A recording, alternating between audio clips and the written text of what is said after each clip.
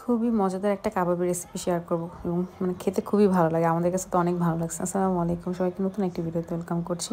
Normally সবসময় আমরা কাবাব বানাই হচ্ছে বুটের ডাল দিয়ে, বাট আমি লাস্ট কয়েকবারই হচ্ছে মসুর ডাল দিয়ে কাবাব বানাচ্ছি এবং এটার রেজাল্ট যে এত ভালো আসবে এটা আমি জীবনেও চিন্তা করিনি। খুবই মজা হয় আর কি। তো এখানে শুরুতে মসুর ডাল নিয়ে নিচ্ছি, কিছু পেঁয়াজ নিয়ে নিচ্ছি, কাঁচামরিচ, সাথে হলুদের গুঁড়া, মরিচের গুঁড়া, ধনে গুঁড়া, জিরা গুঁড়া দিয়ে দিলাম, সামান্য একটু তেল দিয়ে দিব।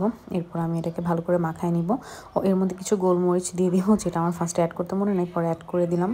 তারপর চিকেনের হচ্ছে ব্রেস্ট পিস দিয়ে দিব। আমি চিকেনের ব্রেস্ট পিসটাই নিছি, এটাকে সুন্দর মতো একটু ছোটো ছোটো করে কেটে দিছি, তাহলে হচ্ছে সেদ্ধ তাড়াতাড়ি হবে আর কি। তো ভালো করে মাখায় নিয়ে পানি দিয়ে সেদ্ধ করতে দিব।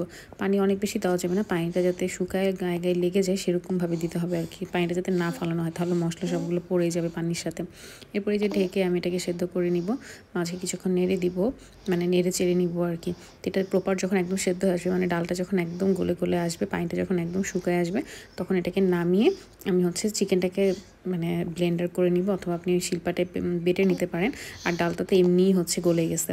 তো এরপরে যে চিকেনটাকে আমি একটু হচ্ছে ব্লেন্ড করে নিছি, এখানে ডালটা তো আগেই বললাম গলে গেছিলো। এরপরে যে এর মধ্যে পেঁয়াজ বাটা, রসুন বাটা আর আদা বাটা দিয়ে দিলাম। এখন এগুলোকে ভালো করে মিক্স করব। মিক্সটা যত ভালো করে হবে তা মানে ততটা ভালো হয় আর কি কাবাব, কারণ তাহলে ডাল আর চিকেনটা ভালো করে মিক্স হবে, একদম প্রপারলি মিক্স হবে আর কি, সব দিকে সমান পরিমাণে যাবে। তো এরপর এখানে আমি দিয়ে দিলাম বেশি পরিমাণে কাঁচামরিচ বাটা, ধনেপাতা বাটা, কাঁচামরিচটা বেশি দিলাম যাতে ঝালটা একটু বেশি হয়।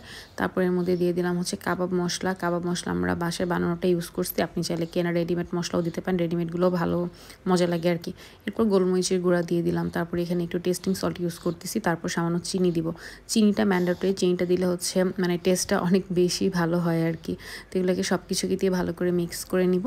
এরপর এখানে একটা ডিম ভেঙে দিব, সাথে কিছু বিস্কিটের গুঁড়া অ্যাড করে দিয়ে ভালো করে মাখায় নিব। আপনি চাইলে এভাবেই মানে ফ্রোজেন করে রেখে দিতে পারেন, মানে এভাবেই বানিয়ে শেপ করে রেখে দিতে পারেন, সেটা হচ্ছে স্বামী কাবাবের মতো যে কোনো সময় ভেজে নিতে পারেন, ওইটা একরকম টেস্ট হয় আর কি। এখানে চাইলে পুদিনা পাতাটাও অ্যাড করতে পারেন, পুদিনা পাতাটা ফ্লেভারটাও অনেক ভালো আসে, সেদিন ছিল না দেখে আমি দেই নাই। তো এই যেরকম সুন্দর মতো গোল গোল করে শেপ করে নিচ্ছি।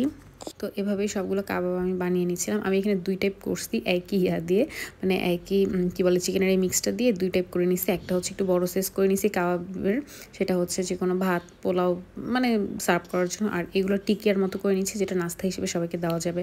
তো আমি আবার করি কি, এগুলোকে ডিপে রেখে দিই এভাবেই।